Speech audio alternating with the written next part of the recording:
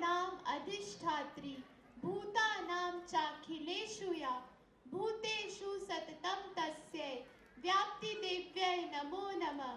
चितिरूपेण या कृत्स्नम् एतद्व्याप्य स्थिता जगत् नमस्तस्यै नमस्तस्यै नमस्तस्यै नमो नमः। देवी को बारंबार प्रणाम, जो सभी प्राणियों की इंद्रियों की अधिष्ठात्री देवी हैं, जो सृष्टि के प्रत्येक प्राणी में सदैव विद्यमान रहती है, जो संपूर्ण विश्व में चेतना के रूप में व्याप्त है, उन मां जगदम्बा को नमस्कार नमस्कार नमस्कार। In most parts of the world, God is conceived as formless, as a father figure, distant, supreme and majestic. But in India, the divine is also seen as the compassionate, nurturing and all-powerful mother. Mahamaya या शक्ति के बिना तो शिव भी शव बन जाते हैं। दुर्गा और काली रक्षा की देवी है, लक्ष्मी समृद्धि की दात्री है और सरस्वती ज्ञान की देवी है। आज के सांस्कृतिक कार्यक्रम का हम आरंभ कर रहे हैं।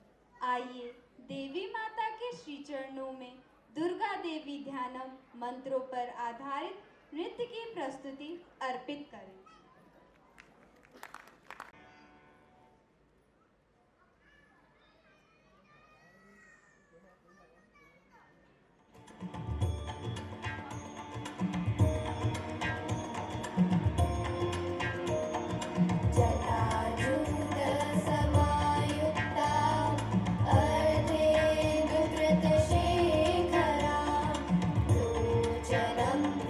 त्रयसंयुक्तां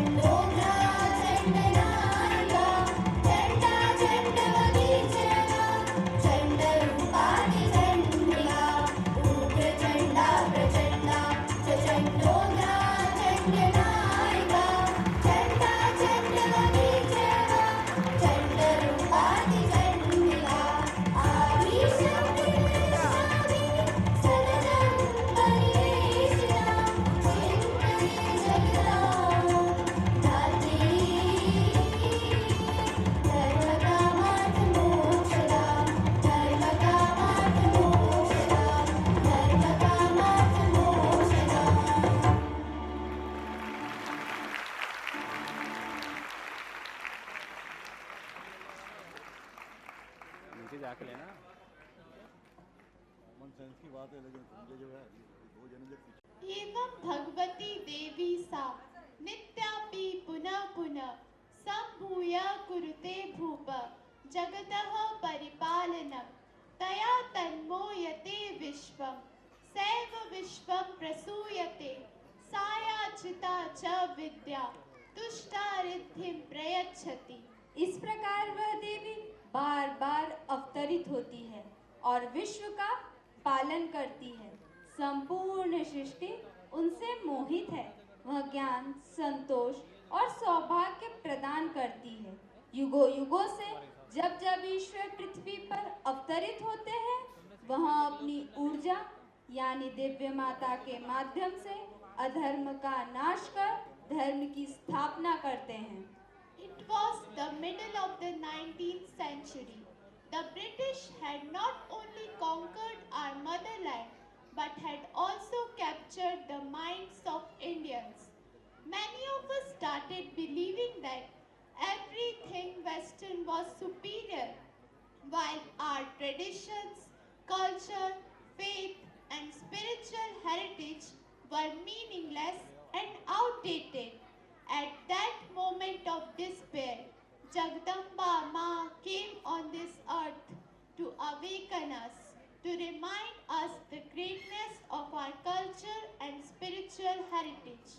हम सब के पास एक माँ है, जन्मदात्री। माँ शारदा है सब जीव जगत की माँ, साक्षात जगदम्बा। प्रस्तुत है शारदा रामकृष्ण विद्या मंदिर की ओर से जगत जननी माँ शारदा के प्रति एक भावांजलि। सबकी माँ शारदा। आज से लगभग 170 वर्ष पूर्व की बात। बंगाल का एक छोटा सा गांव जयराम बाटी। मिट्टी के बने मकान जिनमें फूस की छप्पर छाई हुई है। मकानों के चारों ओर फैले हुए धान के खेत और छोटे बड़े बहुत से तालाब जो तरह तरह के कमल पुष्पों से शोभित है। गांव के उत्तर में एक छोटी सी बल खाती हुई नदी बहती है, आमोदर। इस गांव में एक गरीब ब्राह्मण दंपत्ति रहते थे, रामचंद्र मुखर्जी और उनकी पत्नी श्यामा सुंदरी देवी। दोनों पति पत्नी बड़े ही सरल, धार्मिक और उदार प्रवृत्ति के थे। स्वयं कष्ट उठाकर भी दुखी और गरीबों की सहायता किया करते थे। एक दिन की बात, श्यामा सुंदरी अपने मायके शिहड़ जा रही थी। साथ में गांव की अन्य महिलाएं भी थीं। तब देखते हैं क्या हुआ। ओ श्यामा, क्या हुआ?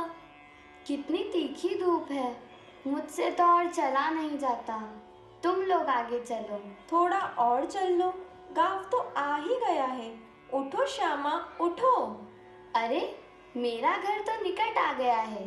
तुम लोग आगे चलो, मैं 5 मिनट सुस्ता कर आती हूँ। आहा, पेड़ की ठंडी ठंडी छाँव, थोड़ी देर आराम कर लूँ।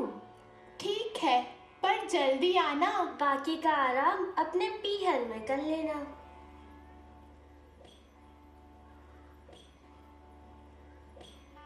अरे, तुम कौन हो? मैंने पहले कभी तुम्हें देखा नहीं। कितनी प्यारी हो तुम। बताओ तो, कौन हो? कहाँ रहती हो? मैं तुम्हारे घर आऊंगी माँ, मैं तुम्हारे घर आऊंगी। अरे, कहाँ चली गई? बताया भी नहीं कौन है।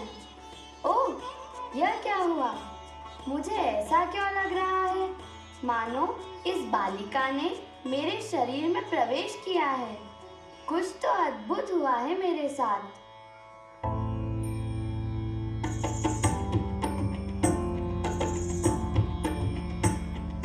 श्यामा सुंदरी और रामचंद्र निर्धन कुटिया में रहते थे।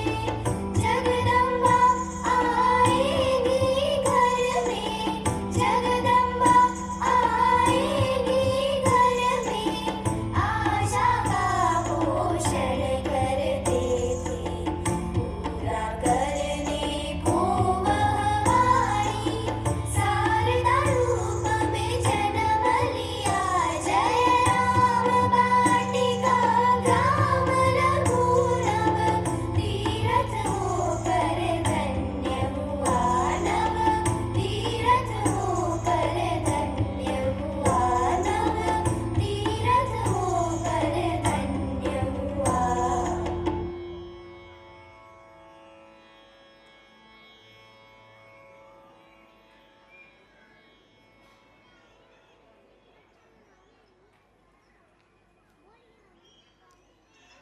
अद्भुत एहसास के पूरे 9 महीने बाद श्यामा देवी को कन्या हुई है।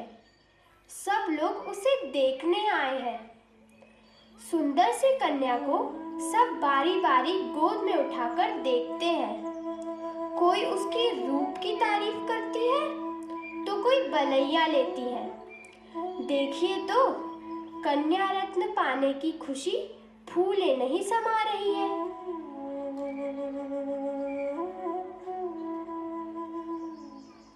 अरे अरे, आओ सब आओ। ए चारू, ए मंगला, ए गौरी, ए बिमला, सब आओ जल्दी आओ।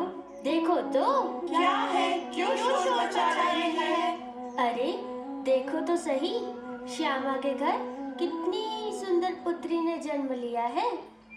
अरे वाह, बधाई हो, बधाई हो। अरे मुझे भी तो देखने दो। आहा, बिल्कुल लक्ष्मी के समान है। बिल्कुल देवी स्वरूप है। अरे नाम क्या रखा है, यह तो बता। यह तो सरस्वती के समान शुभ्र वर्ण है। तभी तो नाम रखा है शारदा, जीवन को सार गर्भित बनाने वाली, जीवन का सार देने वाली शारदा।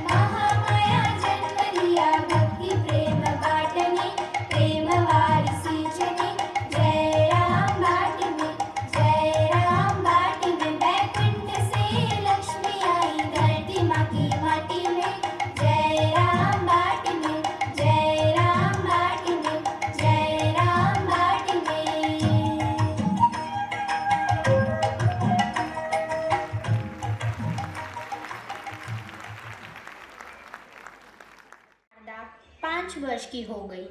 अब चलते हैं जयराम बाटी से थोड़ी दूर स्थित एक दूसरे ग्राम में, जिसका नाम है कामारपुकुर। मिलते हैं गांव के एक ब्राह्मण परिवार से। क्षुदिराम और चंद्रामणि चट्टोपाध्याय के इस परिवार का सबसे छोटा पुत्र है गदाधर चट्टोपाध्याय। गदाधर, जिसे सब प्यार से गदाई भी कहते हैं। गदाई 23 वर्ष का हो चला है, पर 24 घंटा भगवान की रट लगाए रहता है। सबको डर लगने लगा है कि कहीं भगवान भगवान करके यह लड़का पागल ना हो जाए। अतः उसके विवाह के लिए माँ और बड़े भाई भाभी लड़की की खोज कर रहे हैं। चलिए देखें कहाँ है गदाई की दुल्हन। क्या हुआ रामकुमार, कुछ तय हुआ क्या? नहीं माँ, हमारी आर्थिक स्थिति का तो तुम्हें पता है। जहाँ लड़की अच्छी मिलती है वहाँ लड़की वालों की मांग अधिक होती है, जिसे हम पूरी नहीं कर सकते। और जहाँ मांग कम होती है वहाँ लड़की योग्य नहीं होती। चुप चुप, धीमे धीमे बोलो, कहीं गदाई न सुन ले। हाँ माँ, उसके कान में कुछ नहीं पड़ना चाहिए, नहीं तो विवाह करना असंभव ही हो जाएगा। उसे तो भगवान के अलावा कुछ सूझता ही नहीं। वह भला विवाह के झंझट में क्यों पड़ना चाहेगा? लगता है वह आ रहा है। हाँ, क्या कह रहे थे राम? हाँ, वो धनी अब कैसी है? तुम उससे मिले? हाँ माँ, वह अच्छी है, अब परेशान होने की कोई बात नहीं। आप लोग क्यों बेकार में इधर उधर ढूंढते फिरते हैं?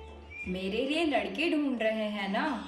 ईश्वर ने जयराम बाटी में रामचंद्र मुखर्जी के घर मेरे लिए लड़की तय कर रखी है, वहाँ जाकर देखो।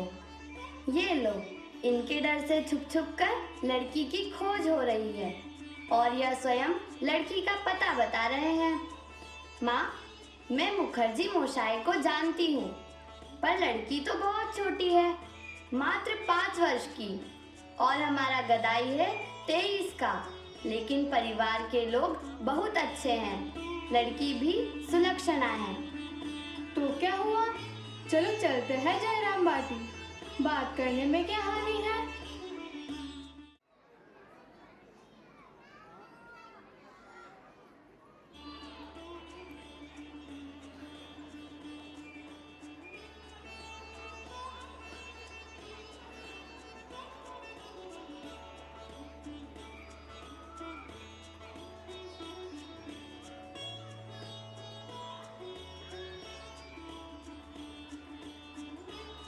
बंगाल के कुछ क्षेत्रों में विवाह तय होने पर वर पक्ष द्वारा वधु पक्ष को धनराशि देने का प्रचलन था। उस समय 7-8 साल में लड़कियों का विवाह होना आम बात थी। विवाह के पश्चात भी कन्या अपने पिता के यहाँ ही निवास करती थी। बड़े होने पर उनका गौना किया जाता था, जिसके पश्चात वे पति के साथ उसके घर जाया करती थी। शारदा का विवाह 5 वर्ष की उम्र में श्री रामकृष्ण देव अर्थात गदाधर चट्टोपाध्याय के साथ हो गया। कुर्यात् सदा मंगलम।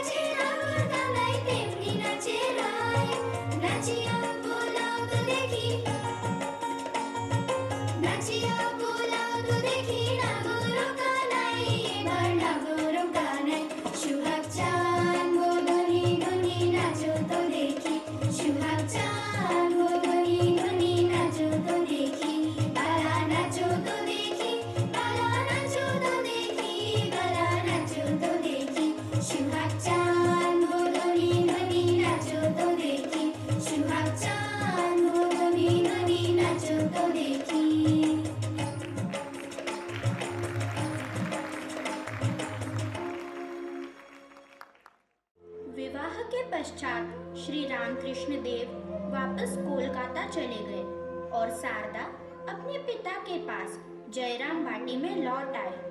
कुछ दिनों के पश्चात उस अंचल में भयंकर सूखा पड़ा।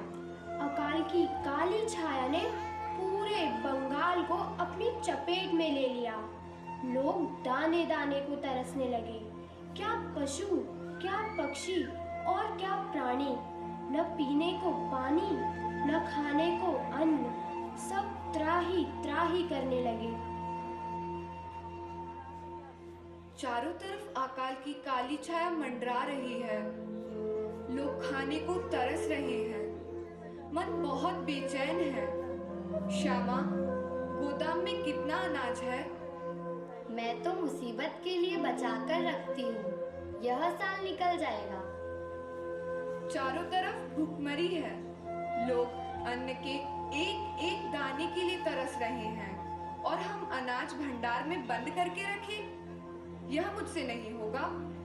कल से बड़ी बड़ी हांडियों में खिचड़ी बनाओ। जो आएगा सबको भरपेट खाने को दो और घर के सब लोग भी यही खिचड़ी खाएंगे। ठीक है, जैसा आप कहें। मैं सुबह जल्दी ही खिचड़ी बना दिया करूंगी। आप और सारू सबको भरपेट खिलाना।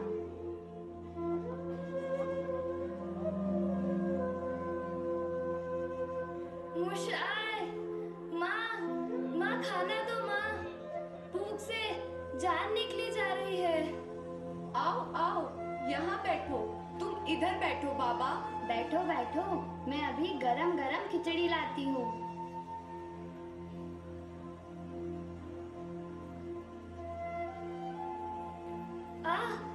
बहुत गरम है, हाथ मुंह जला जा रहा है। अरे बाबा, यह क्या? इतना गरम नहीं खा पाओगे। थोड़ा रुको, ठंडा तो होने दो। माँ, भूख से प्राण निकले जा रहे हैं और सहन नहीं कर सकता। खाओ बाबा, खाओ। मैं पंखा कर रही हूँ, अब भी ठंडा हो जाएगा। ओ दीदी, तुम क्या कर रही हो? आओ आओ, यहाँ आकर कुछ खा लो। बाबा, देखो तो ये भूसी क्यों खा रही है? सारू, भूखे पेट की पीड़ा सहना कोई खेल नहीं है। भूख के मारे इसे होश नहीं है कि यह क्या खा रही है। आओ बेटी आओ, तुम यहाँ आओ।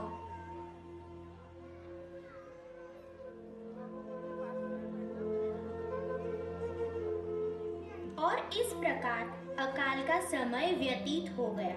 कुछ दिनों के पश्चात मूसलाधार बारिश ने पूरे अंचल को पानी से सराबोर कर दिया।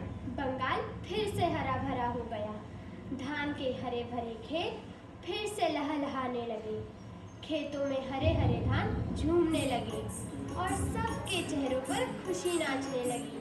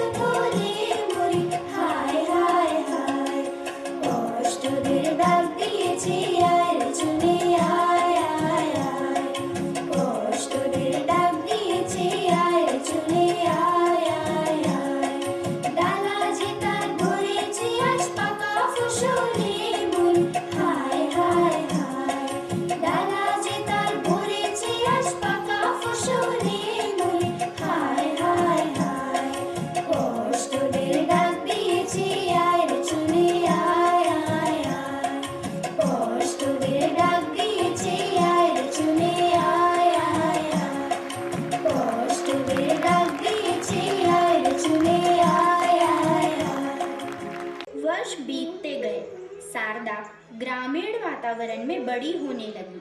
विवाह के समय वह 5 वर्ष की बालिका थी। अब उन्होंने किशोरावस्था में पदार्पण किया था। शारदा के पति श्री रामकृष्ण देव कोलकाता में भवतारिणी मां काली के मंदिर में पुजारी थे। उनके जीवन का उद्देश्य था भगवान के दर्शन पाना, और इस समय उनका साधना काल अपने चरम पर था। वे पूरे दिन मां काली को पुकारते रहते। शाम को ये सोचकर दुखी हो जाते कि और एक दिन बेकार चला गया और मुझे आज भी मां काली ने दर्शन नहीं दिए।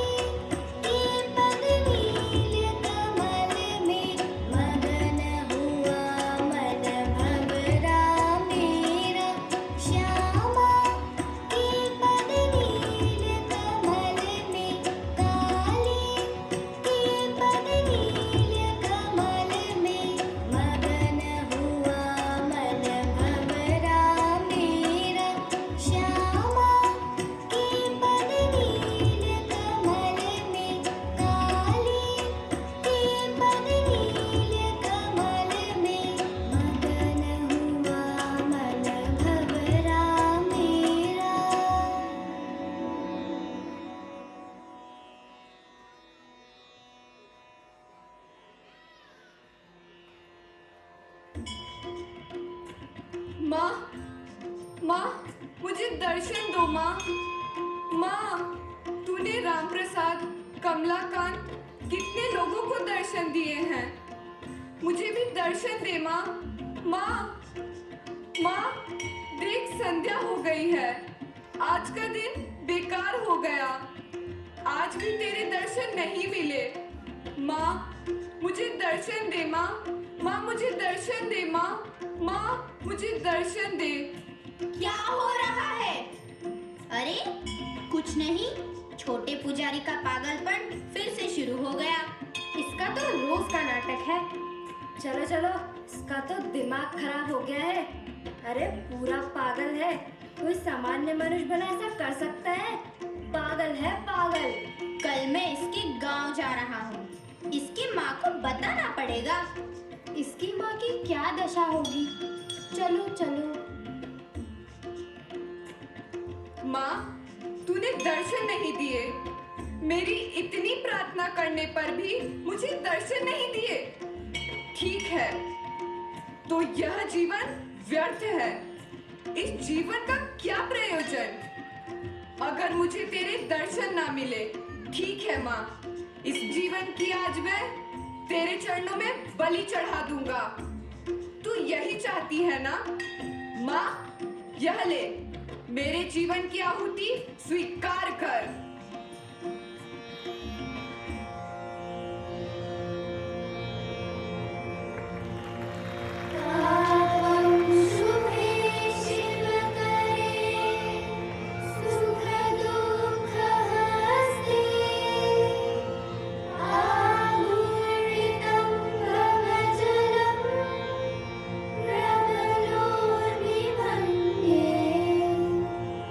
शान्तिं विधा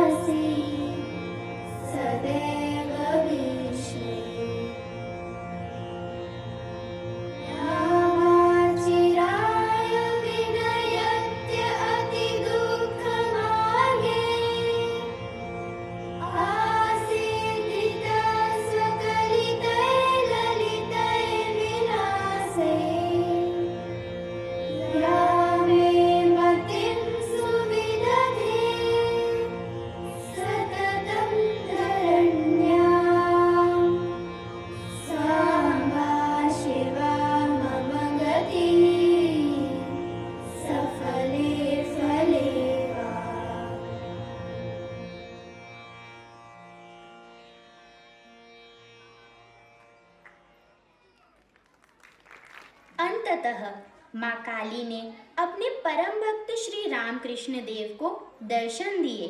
इस दिन के बाद से श्री रामकृष्ण को हर समय माँ काली के दर्शन होते थे, अतः उनका आचरण सामान्य नहीं रहता था।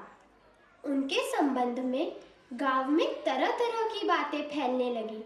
बातें फैलते फैलते जयराम बाटी तक भी पहुंच गई।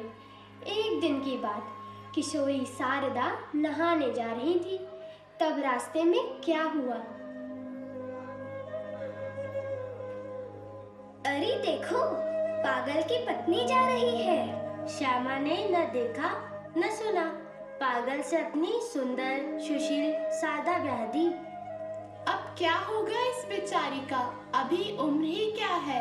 कैसे बिताएगी पागल के साथ सारा जीवन? खैर, कर भी क्या सकते हैं, जिसका जैसा भाग्य। चल यहाँ से शारदा, इनकी बातों पर ध्यान मत दे, दुखी हो जाएगी। भानु बुआ, कुछ वर्ष पूर्व वे थोड़े दिनों के लिए गांव आए थे, तब मैं उनसे मिली थी। उनका व्यवहार कितना स्नेहपूर्ण था। क्या ऐसा व्यक्ति पागल हो सकता है? मेरा मन नहीं मानता। मन तो मेरा भी नहीं मानता सारू, पर आजकल जो भी कोलकाता से आता है उनके बारे में अनाप शनाप कहता है। मुझे तो कुछ समझ नहीं आ रहा। भानु बुआ, अगर सच में मेरे दुर्भाग्य से ऐसा ही हो गया है, तो मेरा यह कर्तव्य हो जाता है कि मैं उनके पास जाकर उनकी सेवा करूं। भानु बुआ, मैं उनके पास जाना चाहती हूँ, पर पिताजी से कैसे कहूँ? तू जाना चाहती है? एक काम कर, गांव से कुछ महिलाएं गंगा स्नान के लिए कोलकाता जा रही है, उनके साथ तू भी चली जा। हाँ बुआ, मैं भी जाऊंगी, जरूर जाऊंगी। और मार्च माह की तपती गर्मी में शारदा 60 मील का रास्ता पैदल तय कर श्री रामकृष्ण की सेवा करने के लिए कोलकाता चल दी। उनके साथ पिता और गांव के कुछ महिला पुरुष भी पैदल ही दक्षिणेश्वर चल दिए। पथरीला रास्ता, गर्मी, सूरज का ताप और पूरे दिन पैदल यात्रा। शारदा के कोमल पग थकने लगे। पूरा दिन पैदल चलने का अभ्यास न होने के कारण बीच रास्ते में शारदा को तेज बुखार चढ़ गया। बेटी का उदास चेहरा देख पिता ने पूछा, क्या हुआ सारू, थक गई हो? रुको, थोड़ा ठंडा पानी पी लो। अरे, तुम्हारा तो सिर तप रहा है, तुम्हें तो तेज बुखार है। हम रुक जाते हैं। नहीं बाबा, मैं ठीक हूँ, चल लूंगी। नहीं सारू, ऐसी हालत में चलोगी तो और तबीयत खराब हो जाएगी। सुनो भाई, मैं और शारदा यही किसी चट्टी में 1-2 दिन ठहर जाते हैं। इसकी तबीयत ठीक होते ही हम आ जाएंगे। आप गंगा स्नान के लिए आगे बढ़िए। ठीक है, तुम जल्दी आना। सारू दक्षिणेश्वर जाने के लिए बहुत आतुर है, अपना ध्यान रखना। हाँ, हम जल्दी आएंगे, तुम सब भी अपना ध्यान रखना। तो शारदा, रामचंद्र और कुछ साथी पास की एक चट्टी यानी सराय में ठहरे। रात्रि के समय सब विश्राम कर रहे थे। शारदा का ज्वर तेज हो गया था, पूरा शरीर तप रहा था। उसे जलन महसूस हो रही थी। करवट बदलती शारदा को लगा शायद वह दक्षिणेश्वर नहीं जा पाएगी। अचानक शारदा के सामने चिकने काले रंग की बहुत सुंदर महिला आई। अरे, तुम कहाँ से आई हो? दक्षिणेश्वर से। सच में? मैं भी दक्षिणेश्वर जाना चाहती थी, पर इस बीमारी के कारण। निराश मत हो, तुम अवश्य ही दक्षिणेश्वर जाओगी और श्री रामकृष्ण को देखोगी। तुम्हारे लिए ही तो मैंने उन्हें वहाँ रोक रखा है। तुम कितनी दयालु हो। अच्छा, यह तो बताओ, कौन हो तुम? हमारी संबंधी हो? मैं तुम्हारी बहन हूँ। कौन थी यह? इसके छूते ही मेरा सारा ताप ठंडा हो गया। मन में बहुत अच्छा लग रहा है, नींद भी आ रही है।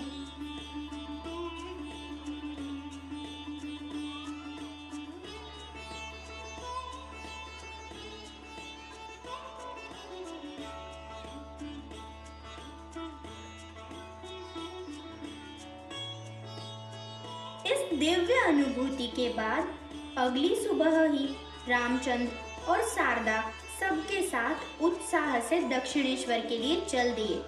शारदा सोच रही थी, आज तो मेरी सारी शंकाओं का समाधान हो जाएगा।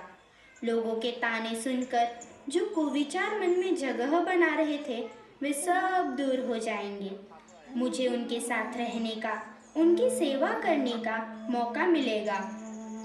तभी संयोग से उन्हें एक पालकी दिखाई दी। रामचंद्र ने शारदा को पालकी में बैठाया। चलते चलते वे रात को लगभग 9 बजे दक्षिणेश्वर पहुंचे। शारदा की श्री रामकृष्ण देव को देखने की साथ पूरी होने का समय आ गया। अरे आप लोग अचानक, तुम भी आई हो? आओ आओ। अरे रिदु, देख तो जयराम बाटी से कौन आया है। इनके खाने पीने की व्यवस्था कर। तुम्हारा स्वास्थ्य कुछ ठीक नहीं लग रहा है, क्या हुआ? कुछ नहीं, रास्ते में थोड़ा ज्वर हो गया था। अरे तुम इतने दिनों के बाद आई, पहले क्यों नहीं आई? अब मेरा मथुर बाबू कहाँ है जो तुम्हारी देखभाल करेगा? आओ बैठो, विश्राम करो, मैं दवा पथ्य की व्यवस्था करता हूँ। बैठो बैठो। कितने प्रेम से बोले मुझसे। लोग ऐसे प्रेमपूर्ण व्यक्ति को पागल कहते हैं। मैं भी कैसे मूर्ख हूँ जो लोगों की बातों में आ गई। ठीक ही है, उनकी सेवा करूँगी, यही सोचकर आई थी, यही करूँगी।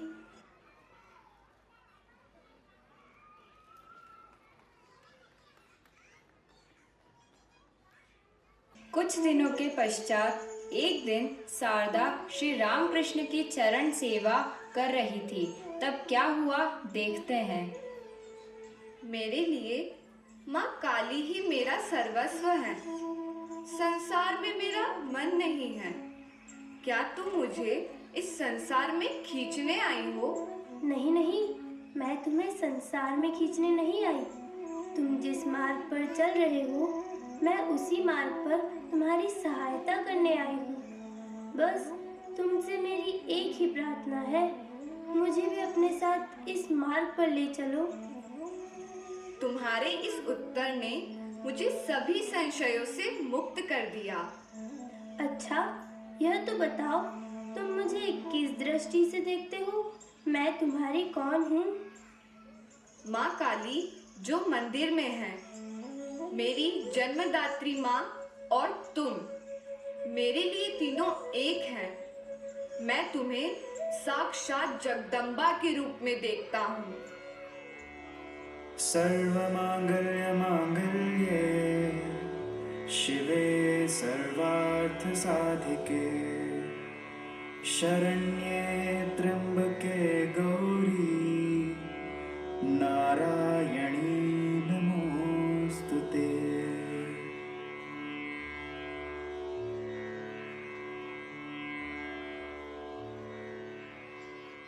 और इस तरह देव दंपत्ति के इस अपूर्व संबंध की शुरुआत होती है। श्री रामकृष्ण देव पूरी रात ईश्वर चिंता में निमग्न रहते थे। कभी भाव में मतवाले होकर माँ को पुकारते, कभी गंभीर ध्यान में मग्न रहते, तो कभी समाधिस्थ होकर पूरी रात व्यतीत करते थे। इस प्रकार 8 मास बीत गए।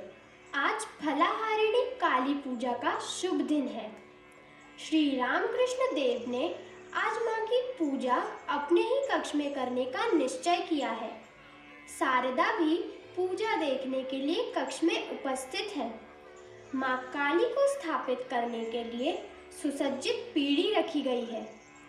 सब आयोजन तो पूरा है, पर माँ काली की प्रतिमा या चित्र तो दिखाई नहीं पड़ रहे। अरे यह क्या, रोज तो श्री रामकृष्ण देव समाधिस्थ होते हैं, पर आज तो शारदा समाधिस्थ हो गई है। क्या चल क्या रहा है यहाँ पर?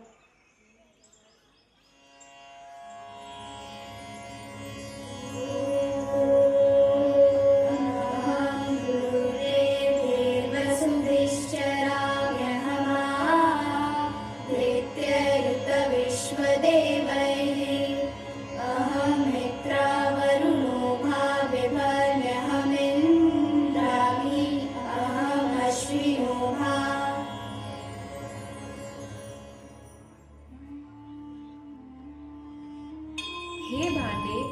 त्रिपुर सुंदरी, सिद्धि का द्वार खोलो।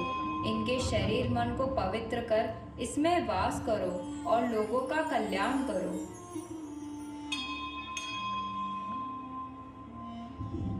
हे लोगों के कल्याण के लिए धरा पर अवतरित जगदम्बा, तुम्हें बारंबार प्रणाम है। माँ, मैं तुम्हें अपनी समस्त साधना का फल भेंट करता हूँ। इसे स्वीकार कर जगत का कल्याण करो।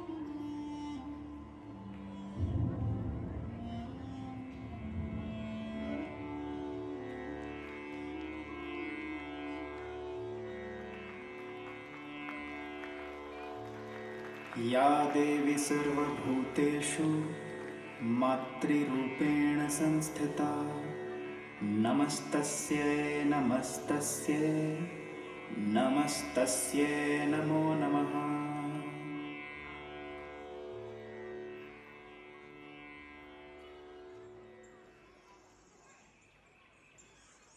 शारदा देवी की इस प्रकार पूजा करके श्री रामकृष्ण ने उनके हृदय के मातृ स्नेह का द्वार जगत के सभी लोगों के लिए खोल दिया। देवता, मानव, यहाँ तक कि चींटियों की भी माँ के दक्षिणेश्वर निवास के दिनों में ही उनमें इस स्नेह का विकास होने लगा था। बाद में तो इस स्नेह ने अपनी करुणा तथा सांत्वना के द्वारा अनगिनत संतानों का हृदय अभिभूत कर दिया था। उनके स्नेह में छोटे बड़े का कोई भेदभाव नहीं था। माँ को पुकारते हुए जो भी उनके सम्मुख आ खड़ा होता, उसे वे अपनी गोद में उठा लेती थी। इस मात्र स्नेह के चलते कभी कभी तो वे श्री रामकृष्ण देव का आदेश तक अस्वीकार कर देती थी।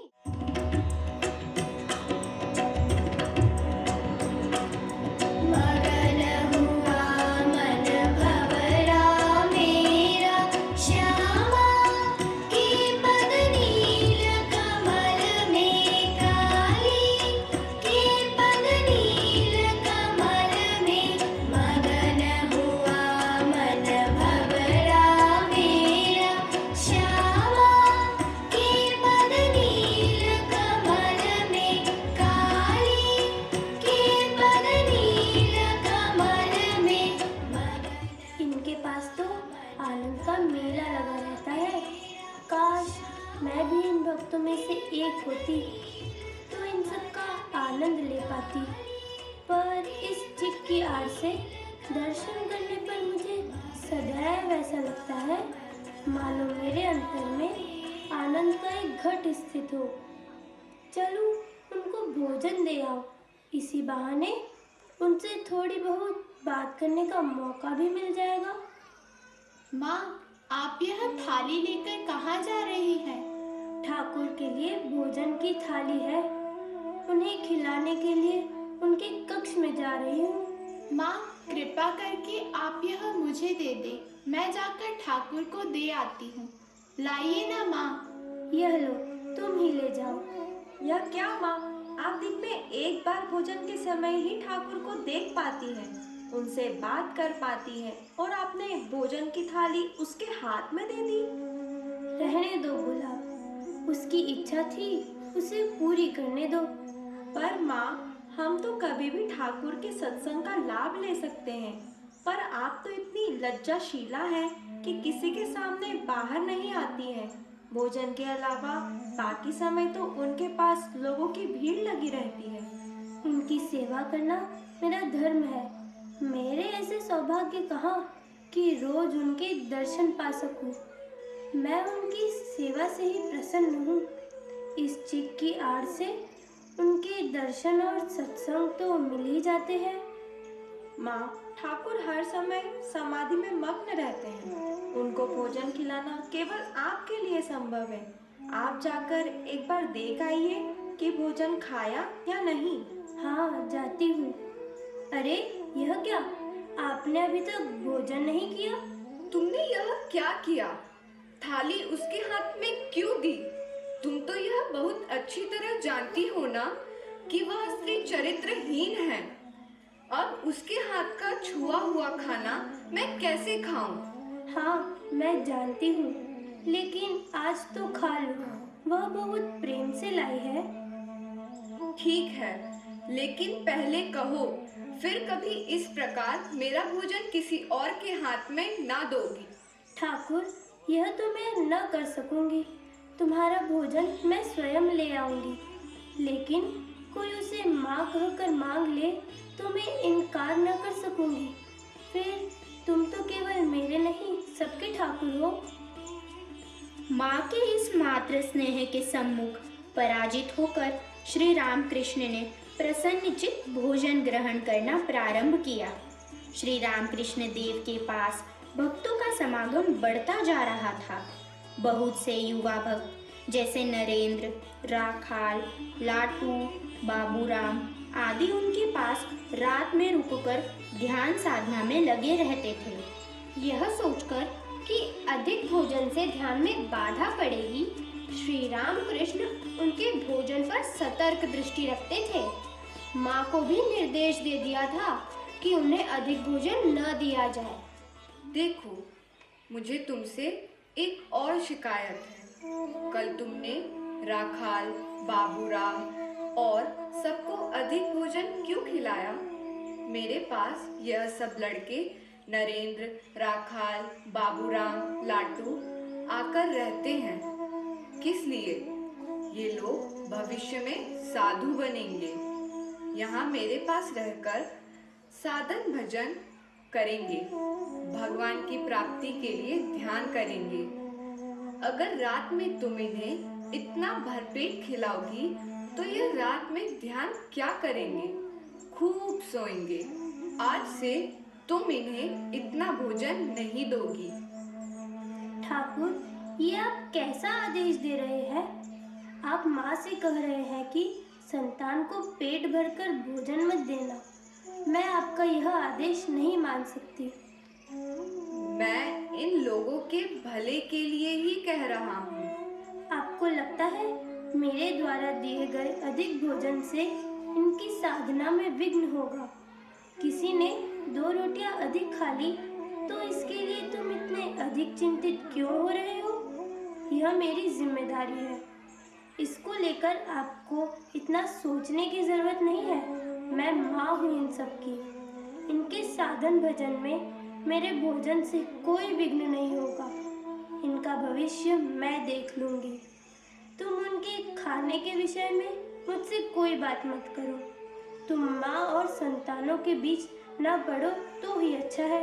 माँ का यह मातृभाव सामान्य मातृभाव नहीं था जो एक सीमा में आबद्ध होता है। यह मातृभाव सीमाहीन था।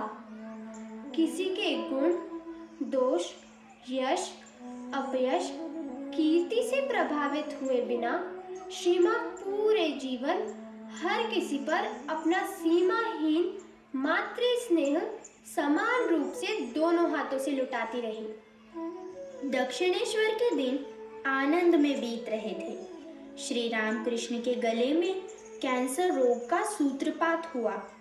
माँ शारदा, नरेंद्र नाथ, जो बाद में स्वामी विवेकानंद के नाम से विख्यात हुए, और दूसरे भी बहुत से भक्त जी जान से श्री रामकृष्ण की सेवा शुश्रूषा में जुट गए। पर श्री रामकृष्ण देव का रोग बढ़ता ही जा रहा था। आप क्या कर रहे हैं? गले का दर्द बढ़ जाएगा। नरेंद्र शिक्षा देगा। मुझसे यह नहीं होगा। तेरी हड्डियां भी तुझसे कराएंगी। तू एक विशाल वटवृक्ष की भांति होगा, जिसकी छाया में सैकड़ों लोग विश्राम करेंगे।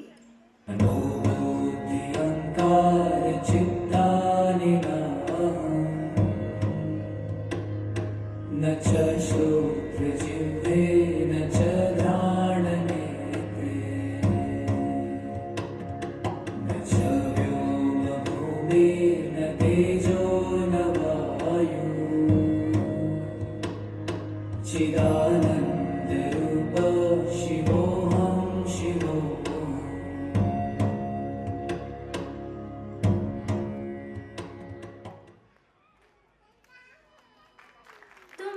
चिंतित मालूम पड़ते हो। क्या हुआ? कुछ कहना चाहते हो? कहो ना। इस संसार में लोग अज्ञान की ज्वाला से दग्ध हो रहे हैं। उन्हें कोई मार्ग नहीं सूझ रहा है। क्या मुझे ही इन सबका उद्धार करना पड़ेगा? तुम कुछ भी नहीं करोगी? आप यह क्या कह रहे हैं? मैं एक स्त्री हूँ, मैं भला क्या कर सकती हूँ? तुम शारदा हो, सरस्वती हो, लोगों को ज्ञान देने आई हो। मैंने भला क्या किया है? तुमको इससे भी ज्यादा करना पड़ेगा। माँ बनकर सबको अपने आंचल में समेटने का काम तुम्हें ही करना पड़ेगा।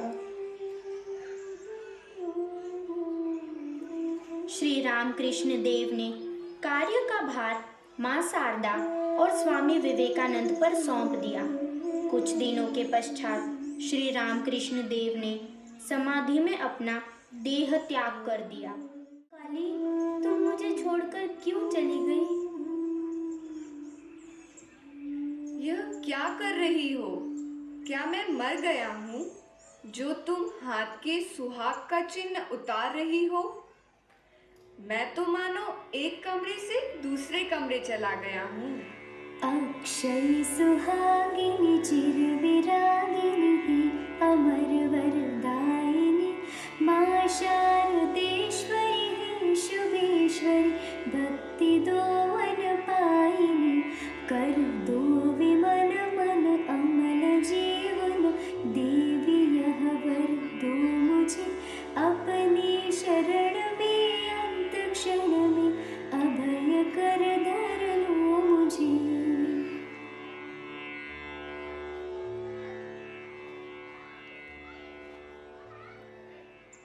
श्री रामकृष्ण के देह त्याग के पश्चात से स्वामी विवेकानंद आदि उनके सन्यासी शिष्य पैदल पैदल पूरे भारत में इधर उधर घूम रहे थे।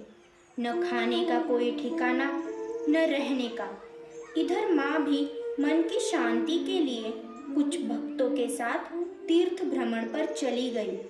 वहाँ पर बोध गया में बौद्ध भिक्षुओं के खाने रहने की उत्तम व्यवस्था देखकर उनका मातृ हृदय श्री रामकृष्ण के सन्यासी शिष्यों के कष्ट से पिघल उठा। उन्होंने श्री रामकृष्ण देव से प्रार्थना की, ठाकुर, मेरे बच्चों के रहने का न तो कोई स्थान है, न ही उनके खाने पीने की कोई व्यवस्था। वे एक एक मुट्ठी अन्न के लिए दर दर घूमते हैं। कृपा करके उनके लिए भी एक ऐसे ही स्थान की व्यवस्था करो प्रभु। स्वामी विवेकानंद माँ से आज्ञा लेकर अमेरिका चले गए। वहाँ पर उन्होंने शिकागो के विश्व धर्म महासभा में हिंदू धर्म का प्रतिनिधित्व किया। उनकी सफलता से समस्त विश्व चकित हो गया। वहाँ से भारत लौटने पर स्वामी विवेकानंद ने बेलूर में नवीन मठ की स्थापना की। वे भक्तों से कहते थे, माँ के जीवन का विलक्षण महत्व तुम लोग अभी नहीं समझ सके हो, परंतु धीरे धीरे समझ जाओगे। शक्ति के बिना संसार का उद्धार नहीं हो सकता। क्या कारण है कि संसार के सब देशों की तुलना में हमारा देश आज पिछड़ रहा है, बलहीन है? कारण है शक्ति का निरादर। उस अनुपम शक्ति को भारत में पुनः जागृत करने के लिए माँ का जन्म हुआ है और उन्हें केंद्र बनाकर फिर से गार्गी मैत्रेयी का जन्म संसार में होगा। शक्ति की कृपा के बिना कुछ भी प्राप्त नहीं हो सकता। इसीलिए हमें माँ का मठ पहले बनाना होगा। पहले माँ और उनकी पुत्रियां, फिर पिता और उनके पुत्र। मेरे लिए माँ की कृपा पिता की कृपा से लाखों बार अधिक मूल्यवान है। माँ की कृपा, माँ का आशीष मेरे लिए सर्वश्रेष्ठ है। अमेरिका के लिए प्रस्थान करने से पहले मैंने माँ को लिखा था कि वे मुझे आशीर्वाद दें। उनके आशीर्वाद से ही मुझे सफलता मिली है। जय माँ, जय माँ।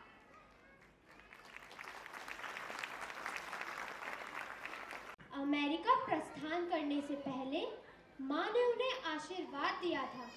यह माँ, देखो तो कौन आया है तुमसे मिलने। क्या हुआ गुलाब? क्यों इतना शोर मचा रही हो? कौन आया है? माँ, अपना नरेंद्र आया है, साथ में मार्गरेट है, अपने नरेंद्र की मानस कन्या, उसकी शिष्या। वही विदेशी महिला। कौन विदेशी? सब अपने हैं। माँ, आज बेलूर में नवीन मठ की स्थापना हो गई। सर्वधर्म की समन्वय मूर्ति ठाकुर मठ में प्रतिष्ठित हो गए। माँ, यह आपका अपना स्थान है। अब मेरे बच्चों के पास रहने का एक स्थान हो गया। इतने दिनों के बाद ठाकुर ने अपनी कृपा की।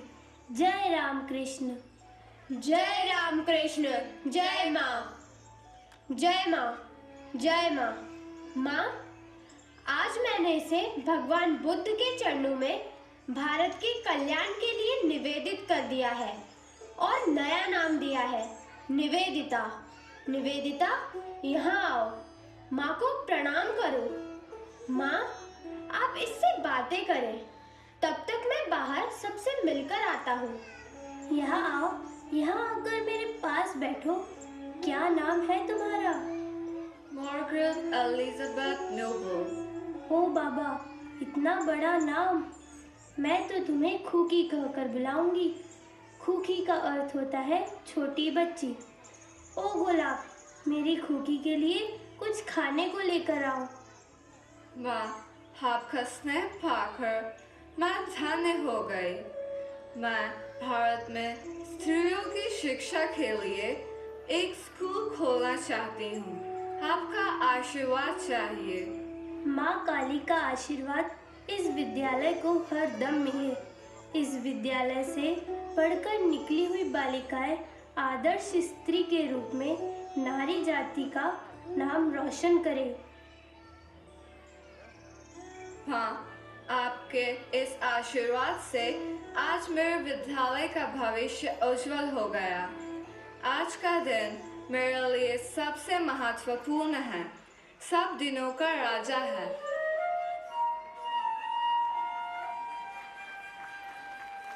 बुआ, आप एक विदेशी को अपने हाथ से खिला रही थी। मलेच्छ होते हैं ये विदेशी, उनको छूना छी छी। क्या हुआ नलिनी? हुआ क्या? देखा नहीं बुआ क्या कर रही थी? गई जात उनकी। नलिनी, सभी भक्तों की एक ही जात होती है, भक्त। इतनी दूर से इंग्लैंड से समुद्र पार करके वह आई है नरेंद्र के बुलावे पर। किस लिए? यहाँ की स्त्रियों में शिक्षा का प्रसार करने के लिए। और वह हो गई अछूत, मति मारी गई है तुम्हारी। मेरे लिए सभी मेरे अपने हैं। और निवेदिता मेरी खूकी है, मेरी छोटी बच्ची, याद रखना।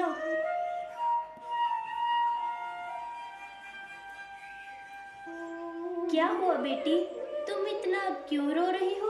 तुम्हें क्या कष्ट है? आओ आओ, यहाँ पर बैठो, आराम से बैठो। अब बताओ क्या बात है? माँ, तुमसे क्या छिपाऊं? मैं अपने कर्मों से कष्ट में हूँ। मैं पापिनी हूँ। माँ, मैंने बहुत पाप किए हैं। क्या अब तुम्हें अपने कर्मों पर पश्चाताप है? क्या अब तुम उन कर्मों को छोड़कर अच्छा जीवन व्यतीत करना चाहती हो? हाँ माँ, पर अब मुझको कौन अपनाएगा? कौन मुझ पर विश्वास करेगा? और कोई हो न हो, हमेशा याद रखना, तुम्हारी एक माँ है। माँ, यह सब सुनकर भी तुम कहती हो कि तुम मेरी माँ हो? मैं तुम्हारी पुत्री हूँ। हाँ बेटी, हमेशा याद रखना, तुम्हारी एक माँ है। माँ, मुझे पूरे जीवन के लिए एक संबल मिल गया। माँ, मैं धन्य हो गई। मेरी भी एक माँ है। हाँ, मेरी भी एक माँ है। मैं अकेली नहीं हूँ। अरे सब सुनो, मेरी भी एक माँ है। बुआ, यह तुमने क्या किया?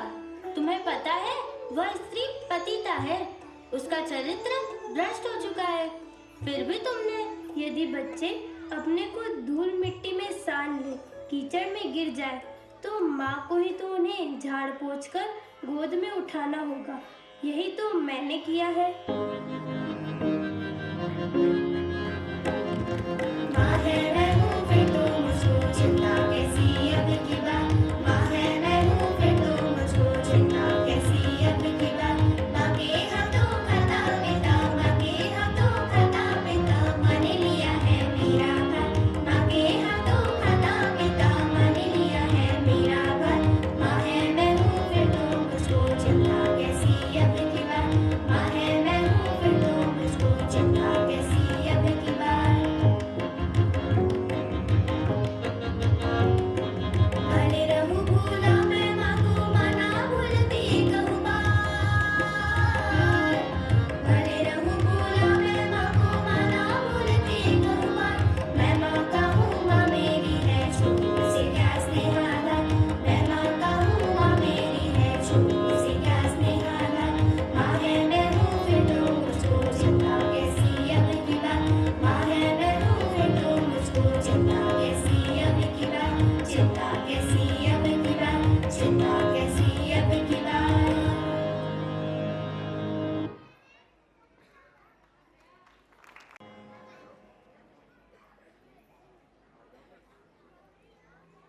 भक्तों के साथ माँ शारदा, गोलाब माँ, योगीन माँ और कुछ साधु मद्रास से रेल द्वारा रामेश्वर जाते हैं। रामेश्वर शिव की मूर्ति बालुकामय है, जिसे हमेशा सोने के मुकुट से ढककर रखा जाता है।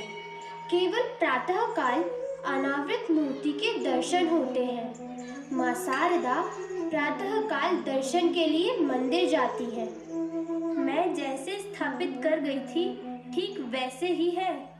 यह क्या कहा आपने कि जैसा स्थापित कर गई थी ठीक वैसे ही है? कब कर गई थी, किसको? नहीं, वैसे ही कुछ मुंह से निकल गया, जैसा लोगों के मुंह से सुना था। उस रूप में देखकर बड़ा आनंद हुआ। नहीं माँ, अब बात बदलने से क्या होगा? हमने सब कुछ सुन लिया है और सब कुछ समझ भी लिया है। आप ही त्रेता युग में माँ सीता के रूप में यहाँ आई थी और इन्हें प्रतिष्ठित किया था। और आज इतने दिनों के पश्चात अपने द्वारा प्रतिष्ठित शिवलिंग को जो का त्यों देखकर आपके मुंह से सत्य निकल ही आया। इसलिए आपने कहा जैसा रख गई थी ठीक वैसे ही है। माँ, हम सब आज आपके मुंह से यह स्वीकृति सुनकर धन्य हो गए कि आप और माँ सीता एक ही है। जय माँ, जय माँ।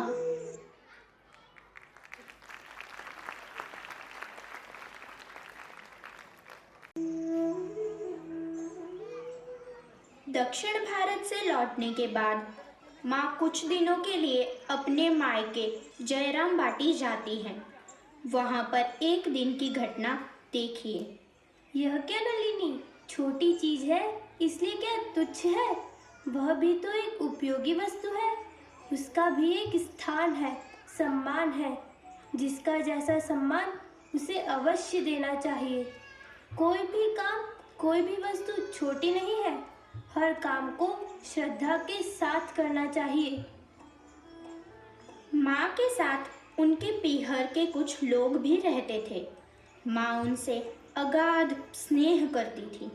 उनके कटु बोल और अनुचित व्यवहार भी हंसकर सहन करती थी।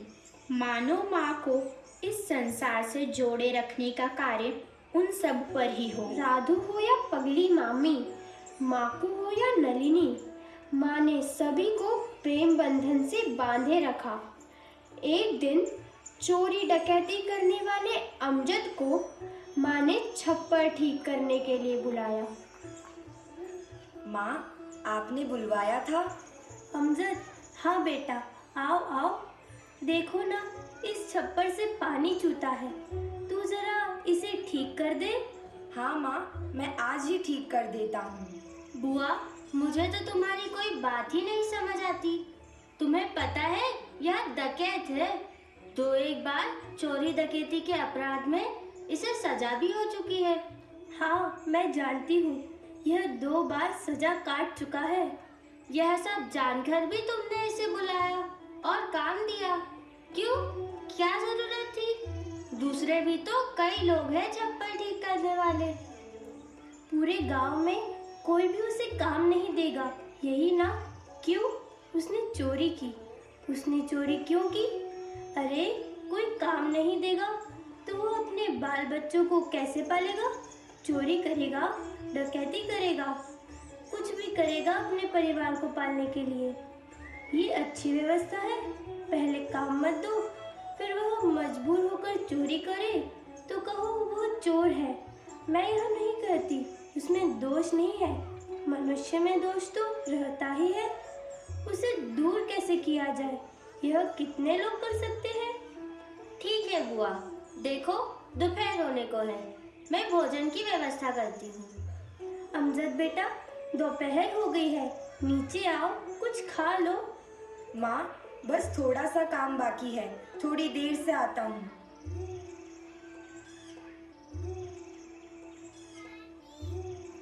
तुम कैसे आदमी हो? माँ तुम्हारे लिए बिना खाए बैठी है और तुम खाने नहीं आ रहे हो। क्या कहा? माँ मेरे लिए बिना खाए बैठी है? अभी आता हूँ। माँ, आप मेरे लिए बिना खाए बैठी है?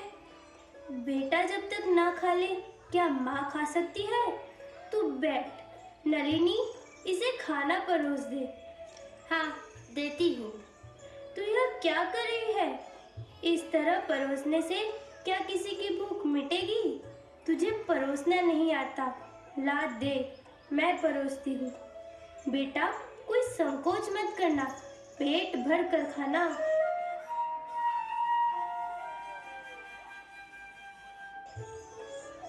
रहने दो बेटा, उसे उठाने के लिए कोई है। माँ, यह क्या? तुम एक निष्ठावान ब्राह्मण महिला होकर एक मुसलमान की झूठी पत्तल उठा रही हो। तुम्हारी तो जात गई, यह कैसा अनर्थ। अरे क्या हुआ? इतना शोर करने की कोई जरूरत नहीं है।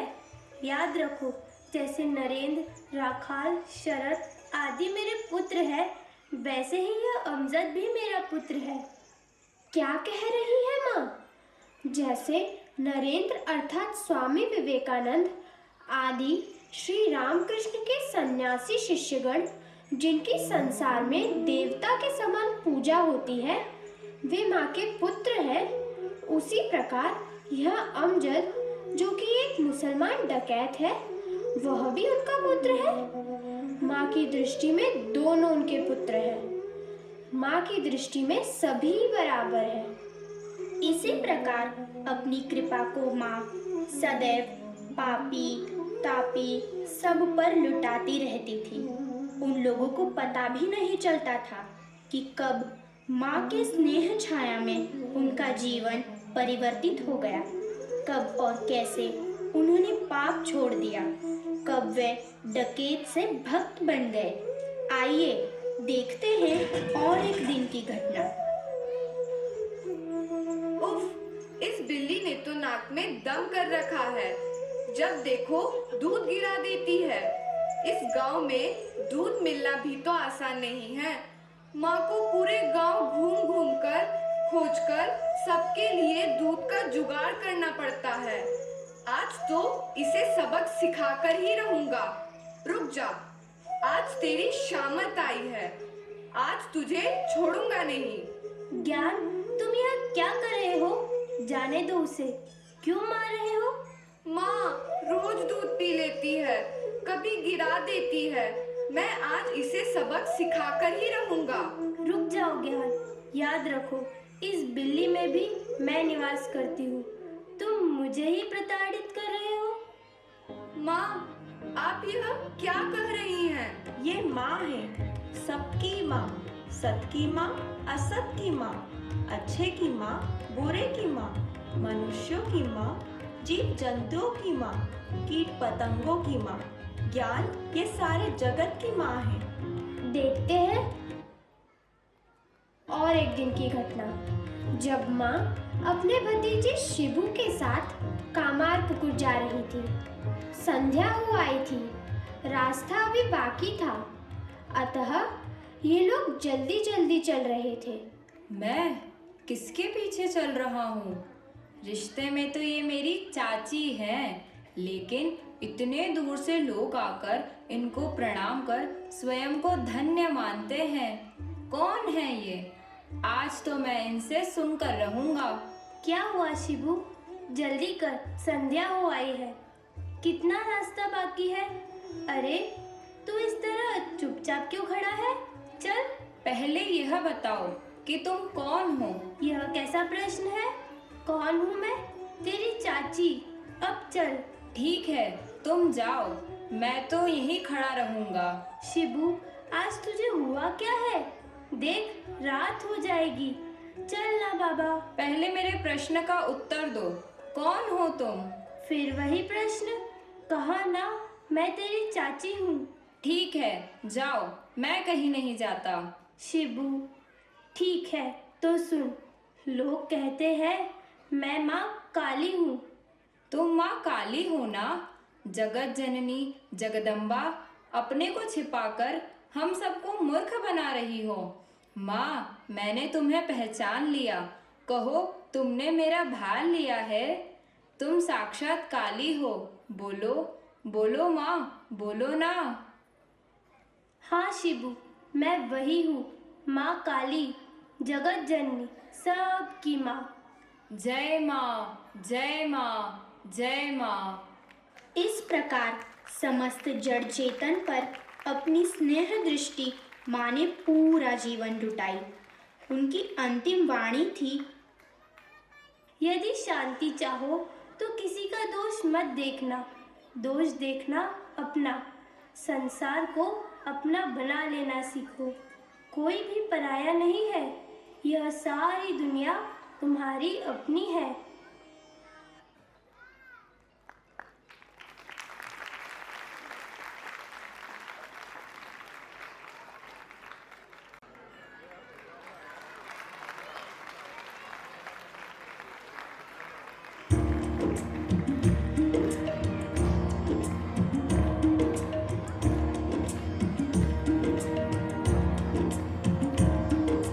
जहाँ है माँ का नाम, वहाँ है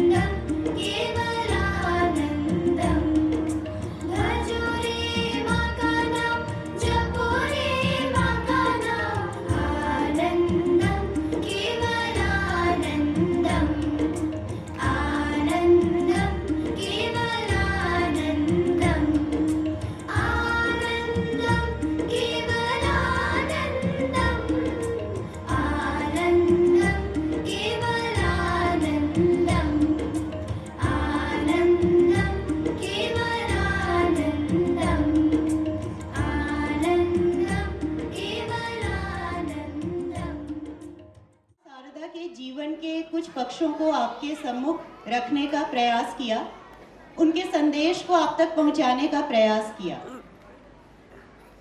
हमने सुना, स्वामी विवेकानंद की वाणी में सुना था कि वो पहले स्त्रियों का मठ चाहते थे, पुरुषों से पहले स्त्रियों के लिए चाहते थे। उनका कहना था पहले माँ और उनकी पुत्रियां, फिर पिता और उनके पुत्र। लेकिन उनके जीवन काल में यह संभव नहीं हो पाया। इसका कारण था उस समय समाज में स्त्रियों की शिक्षा की अवस्था बहुत ही खराब थी। उन्हें घर से बाहर जाने की ही अनुमति नहीं मिलती थी, तो शिक्षा तो दूर की बात है। लेकिन उनका संकल्प था तो कभी ना कभी तो पूरा होना ही था। हमारे शास्त्रों में कहा गया है, अगर कोई व्यक्ति 12 सालों तक एक भी झूठ ना बोले, सत्य का पालन करे, जो उसके मन में है वही बोले और वैसे ही कर्म करे, अर्थात मन, वचन और कर्म एक जैसे हों, तो उसके मन में जो आता है वो सच हो जाता है। तो स्वामी जी का जो ये स्वप्न था, यह भी कुछ वर्षों के बाद सच हुआ और इसकी शुरुआत हुई सिस्टर निवेदिता के विद्यालय में पढ़ने वाली एक बालिका के द्वारा, जिनका नाम था पारुल। पारुल ने 1902 में सिस्टर निवेदिता के विद्यालय में प्रवेश लिया था। इन्होंने स्वामी विवेकानंद को देखा था। माँ शारदा से मिलवाने सिस्टर निवेदिता अपनी बालिका छात्राएं जो थी उनको ले जाती थी, तो माँ से भी मिली थी। और इनकी एक शिक्षिका थी सुधीरा दी। इन सबके जीवन का उन पर बहुत प्रभाव पड़ा और वो एक आध्यात्मिक जीवन बिताना चाहती थी। लेकिन उनके परिवार ने उस समय उनके विवाह की तैयारी शुरू कर दी। पारुल ने बहुत सोचा और फिर अपना घर छोड़ दिया। अपनी शिक्षिका सुधीरा दी के साथ वृंदावन और वाराणसी में कुछ वर्षों तक उन्होंने तपस्या की।